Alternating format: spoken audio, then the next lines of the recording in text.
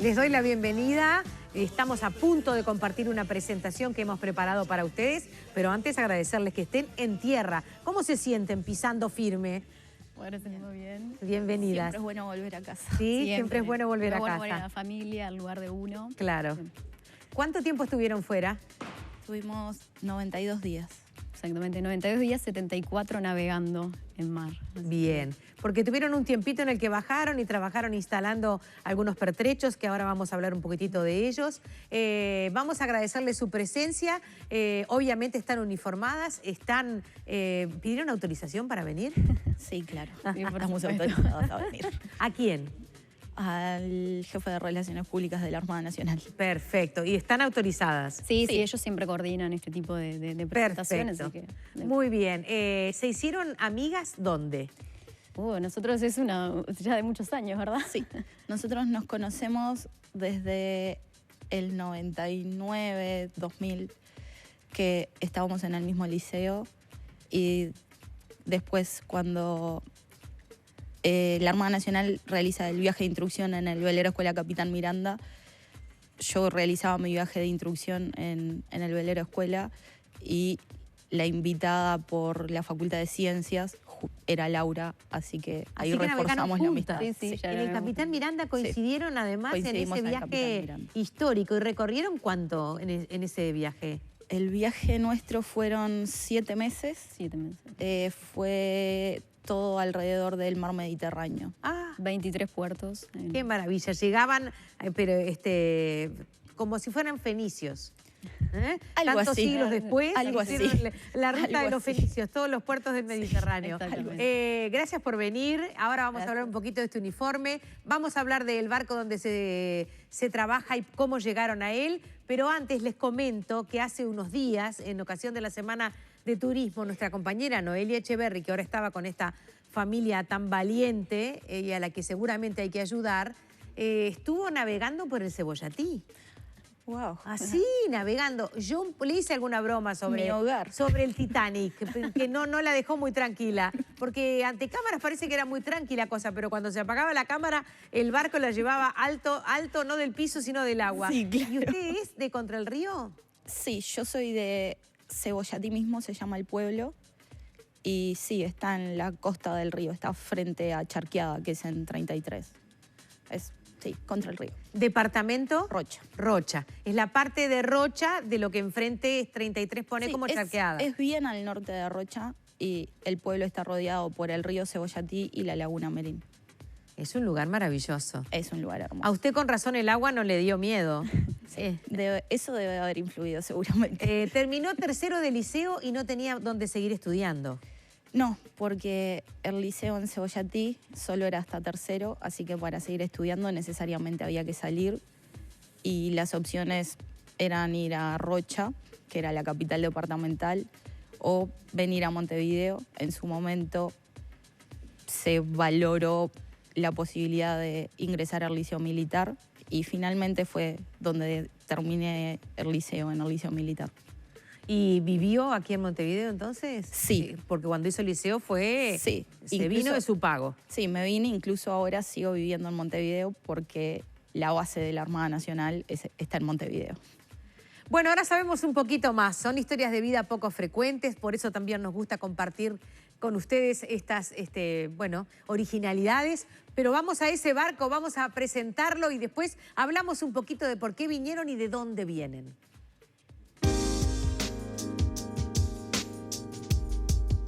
El HMS Protector es un rompehielos diseñado y construido especialmente para expediciones antárticas y tareas de investigación submarina, el único buque de este tipo con que cuenta la Armada Real Británica.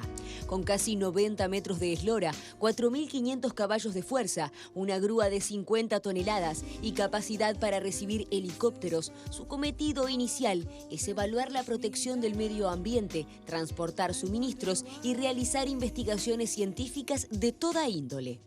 En su última expedición, que partió del puerto de Plymouth, la ciudad en que nació Robert Falcon Scott, uno de los primeros en llegar al Polo Sur, recorrió el mundo durante 4 años, visitando decenas de países y realizando varias misiones de rescate, entre ellas la búsqueda del submarino argentino Ara San Juan en 2017.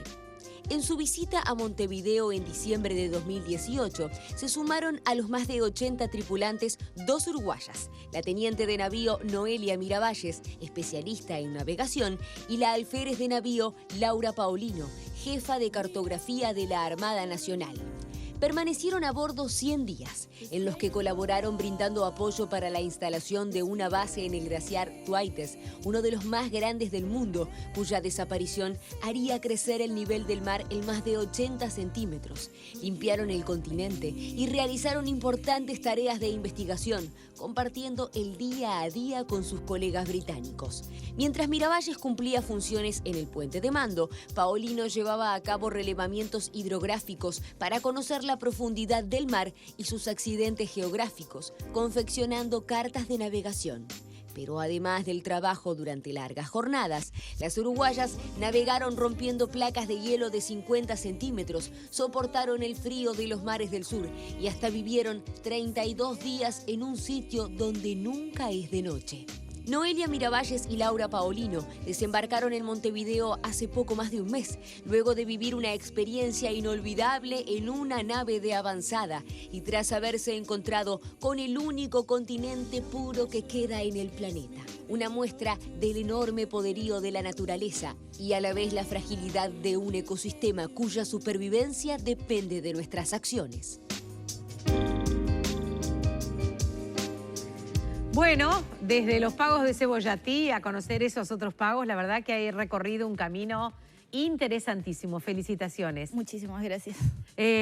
Bueno, vamos a hablar un poquitito, ese trabajo, ¿cómo llega a ustedes? Porque obviamente son uruguayas, trabajan en la Armada Nacional, pero estamos viendo un buque que tiene una bandera con el león y de la contraparte no hay otro león, sino hay un enorme pingüino allí, casi como que en un juego de tamaños simbólico, porque no sería posible de otra manera. Y obviamente es Plymouth, estamos hablando de nada, no tiene nada que ver con nosotros. ¿Y entonces?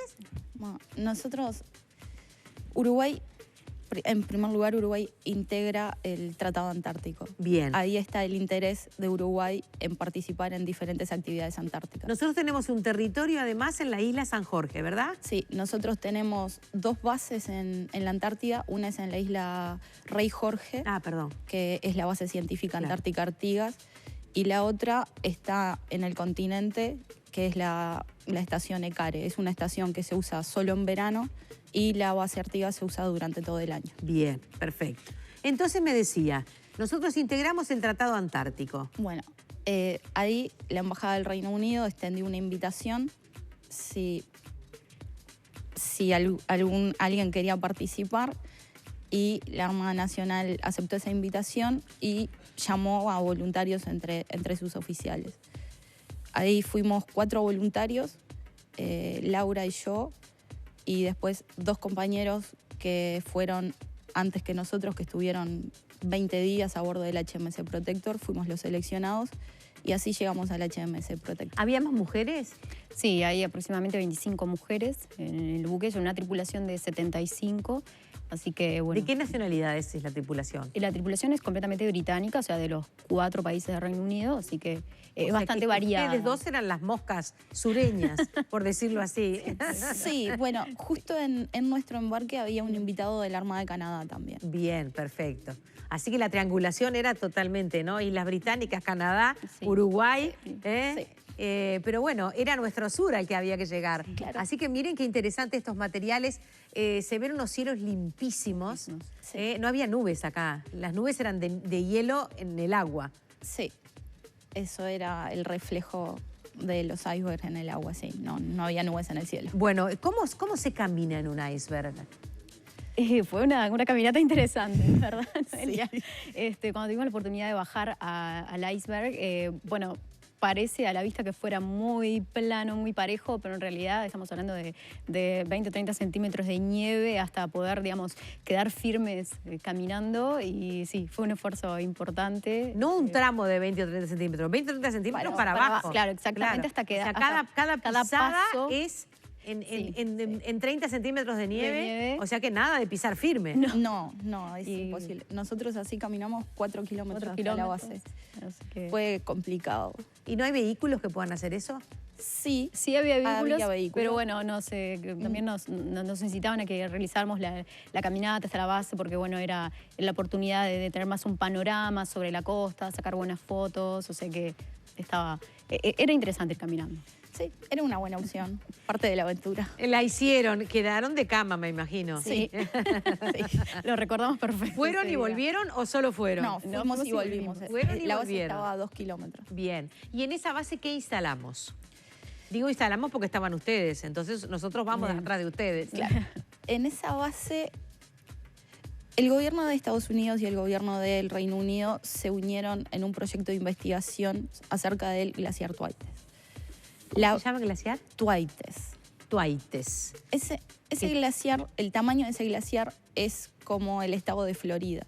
Entonces se estima que si ese glaciar se derrite, el nivel del mar va a aumentar 1,60 m, solo por causa de ese glaciar.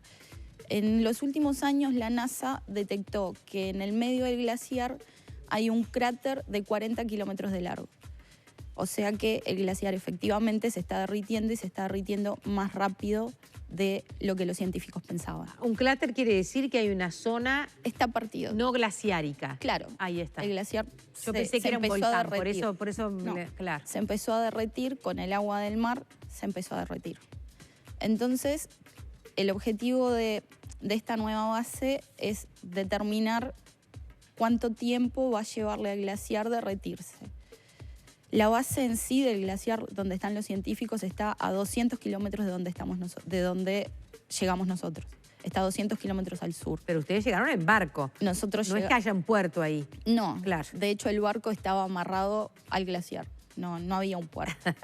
Y nosotros, como la base es nueva, todavía necesita todos los elementos para poder instalarse. Entonces nosotros ahí llevamos vehículos, llevamos motos de nieve, llevamos generadores, combustible, víveres, todo lo necesario para que esa base pueda quedar operativa. ¿Dónde se abastecieron de todos esos elementos? ¿En Islas Británicas o pasaron por Uruguay? No, todo eso el barco lo recibió en Punta Arenas, en Chile. Punta Arenas, Chile. Bien. Paulino, ¿qué hacía usted en esta expedición específicamente? Bien. El HMS Protector, a nivel de la hidrografía, es un barco icónico. O sea, es un barco que cuenta con la más avanzada tecnología para realizar los relevamientos del fondo marino. Y bueno, yo siendo jefe de cartografía en el Servicio de Oceanografía, Hidrografía y Meteorología de la Armada... ¿Eso lo es antes de subirse al barco? Sí, exactamente. ¿Usted ya tenía ese puesto que había conseguido por concurso? Bueno, en el SOMA yo me empiezo a desempeñar en el 2012 con un cargo de supervisión en la división cartografía y en el 2015 tomo el cargo como jefe de esa división. Bien. Entonces ya al abordar en este buque yo ya contaba con ese puesto. Pero bueno, en nuestro rubro, por decirlo así, este barco es muy conocido por la tecnología que tiene, por las tareas que realiza y además porque está 330 días en el mar. Para ustedes es lo máximo. Sí. Se sacaron las ganas de subirse a lo máximo. Sí, exactamente. Entonces, bueno, este buque realiza levantamientos hidrográficos y a su vez procesa todos los datos que va recogiendo para enviar después a su oficina central en el Reino Unido, digamos, ir ganando tiempo en el buque antes de llegar nuevamente al puerto madre. En ocasión del accidente del Ara San Juan, todos pusimos un poco más de atención en lo que es el lecho marino o oceánico, ¿verdad? Y como ustedes tienen más de un procedimiento y seguramente más complejo de lo que nosotros podamos simplificar, sonares que rebotan en determinadas superficies, devuelven una señal y casi como una ecografía de una persona que viene gestándose, empiezan a hacer un mapeo. Sí. Usted también ha dicho que, sin embargo, el agua tiene condiciones particulares y algunas de esas señales son contradictorias. Sí, no contradictorias, pero se podría estimar como no útiles para el trabajo final. ¿Por qué? Porque el agua en cada lugar del mundo donde se esté realizando la investigación tiene propiedades físicas y químicas diferentes. Bien. Eso es necesario agregarlo al equipamiento, es decir, los factores de corrección. No por dulce o saladas, aunque toda sea salada. Exactamente, pero hay algo así bien de las saladas que tienden a ser más dulces que en otros lugares. Bien. Entonces eso debe corregirse al momento de recabar los datos y el sonido puede perderse en el agua, puede rebotar contra incluso animales. De hecho, hay a veces en relevamientos donde el sonido es interceptado por cardúmenes claro. o por animales, puede ser de una orca, un lobo marino, lo que sea que esté allí abajo, puede ser interceptado. Y la señal entonces al mapa queda falseada. Esa señal, esos datos o ese pulso de datos no es útil. Entonces es necesario limpiarlo, es necesario quitarlo de esa masa muy compleja de números y a su vez los software ya realizan una tarea de limpiado inicial, pero como todo es un software, no es la cabeza humana, entonces no sabe exactamente qué es lo que sirve y qué es lo que no, y ahí es donde entra el ojo humano y nuestra habilidad de agregar aquellos valores que realmente sirven y aquellos que van a ser desestimados. ¿Qué me dicen? Miren qué vidas particulares tienen estas invitadas. Ustedes las están felicitando. Andrea Villordes dice gracias, felicitaciones. Jimena Ferreira Trías dice arriba las mujeres, felicitaciones. Estela Martínez dice felicitaciones, hermoso programa. Saludos desde Colonia de Sacramento. Agrega Reina Fajardo, felicitaciones. Walter Martínez dice, buen día, muy bien por invitar a estas mujeres que vienen pisando firme y demostrando que sí se puede. Rosario Lodeiro dice, felicitaciones a las dos, arriba la Armada Uruguaya. Raquel Figueredo felicita a las personas que los visitan. Hermosa esta profesión, mucha suerte. Sandy Brisa dice, genias totales. Con varias S, supongo que las conoce, porque cuando ya uno le dice genia es porque está de compinche con ella. Arriba las mujeres. Ángela Di Giovanni, felicitaciones, y pone la bandera uruguaya. Teresa hace lo mismo. Élida pone 3 banderas uruguayas y un emoticón con besos. En fin, mucha gente acá maravillándose de lo que ustedes han hecho, de su historia de vida, de la unicidad de esta historia de vida y de todo esto que en definitiva reporta en beneficio para el mundo entero. Sí. Exactamente, la cooperación en el continente antártico es creo que el factor que nos mueve a todos. La comunicación permanente entre los países es lo que realmente hace que todas esas investigaciones sean posibles. O sea, tengamos en cuenta que es un ambiente sumamente extremo. Entonces, no se puede aquí jugar solo. Todos los países tienen que estar cooperando y permanentemente en contacto. Y fue, bueno, dentro de las oportunidades que tuvimos durante este periplo, la de poder visitar distintas bases de distintos países que, bueno, en esos momentos no importa de qué nacionalidad somos, qué idioma hablamos, estamos todos realmente para cooperar. Díganme una cosa, ¿en esa base queda gente o es una base que se usa en ocasiones? La que ustedes ayudaron a instalar después de los 2 kilómetros de 30 centímetros de nieve, que no me olvido más. No, sí, en esa base va a estar habitada todo el año. Por ahora no. Sí, todavía están ahí los científicos. Bien. Sí. Cuéntenme un poquito. Paralelamente, el barco icónico, como tú decías, en el que ustedes llegaron, que tiene esas propiedades, tuvo que romper hielo, romper una masa pétrea de hielo, bueno, helada, debí decir. ¿De cuántos metros? Había zonas del hielo que rompimos que era un hielo de 4 metros de grosor. El mar de hielo más extenso que tuvimos que atravesar fueron 62 millas de hielo. ¿Cuántos kilómetros son? Son 120 kilómetros más o menos. 120 kilómetros rompiendo hielo. Sí. O sea, navegando entre el hielo que se oponía a ustedes. Sí, eso nos llevó 7 días. 7 días, avances muy cortos. Sí, claro, poquito. Sí, había días que el total del avance era... ¿Solo es por romper ahí que se avanza o después que se rompe se calienta eso para...? No, el rompehielo lo que hace es...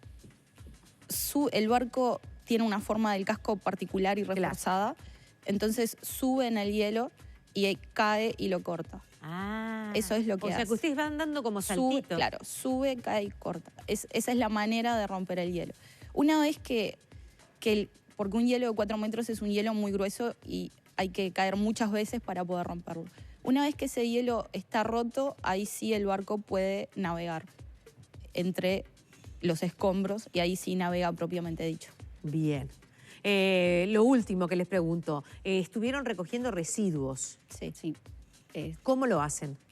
El barco carga el barco avanza, rompe hielo, recoge residuos. Es una maravillita el Pingüino. El barco, bueno, eso lo realiza mediante embarcaciones menores porque el buque, por sus características, ¿no? De su tamaño, no puede acercarse hasta la propia orilla donde se encuentran las bases. Entonces, bueno, en embarcaciones menores se procede a desembarcar en las costas y de allí, bueno, se sube todo a lo que sea la lancha o un bote de tipo neumático y luego se sube mediante guinches. ¿Y qué hacen ustedes después con ese residuo? Esos residuos después se depositan en los lugares adecuados, porque parte del Tratado Antártico es que el ecosistema antártico va a quedar no va a quedar afectado por la presencia del hombre.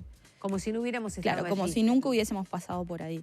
Entonces, recoger los residuos es una parte muy importante y todos esos residuos vinieron con nosotros hasta Montevideo y acá se descargan. Gracias por haber venido. Noelia Miravalles y Laura Paulino son dos uruguayas que participaron en estas tareas de investigación y desarrolladas en la Antártida con el buque científico británico Protector HMS. ¿Quedaron con ganas de más? Sí, siempre se quedan ganas. Esto me parece que es adictivo, ¿no? Sí. Se van a presentar a cuanto llamado haya y ahora tienen este currículum para poner sobre la mesa. Sí, seguro. Bien, que sí. bueno, todo siempre depende de nuestras tareas diarias porque, bueno, debemos seguir cumpliendo. Bien. ¿Y ahora dónde están? ¿Usted en Montevideo? Sí, Montevideo. ¿En tierra firme? En tierra firme, en la oficina de Capurro, que es el Servicio de Oceanografía, Hidrografía y Meteorología de la Armada, así que un poquito lejos del área portuaria, pero en Montevideo igual. ¿Y Miravalles? Yo estoy en la fragata Uruguay, en la ROW 01, que está en este momento en el puerto de Montevideo. ¿Y los próximos meses se me embarca y se me va? No me voy al extranjero, pero sí a cumplir determinadas navegaciones de control de mar territorial que se deben cumplir periódicamente. Entonces, ¿usted es de Rocha o de 33? Yo soy de Rocha, pero vivo en Montevideo. Estamos lejos del Cebollatí, ¿eh? Estamos muy lejos, sí, de casa. De cualquier manera se las ve felices, Sí. inteligentes a la hora de generar una historia particular, pero también que nos enorgullece colectivamente. Señoras, muchas gracias. Muchísimas gracias a vos. Un gusto tenerlas con nosotros, tener estas vidas para compartir mano a mano.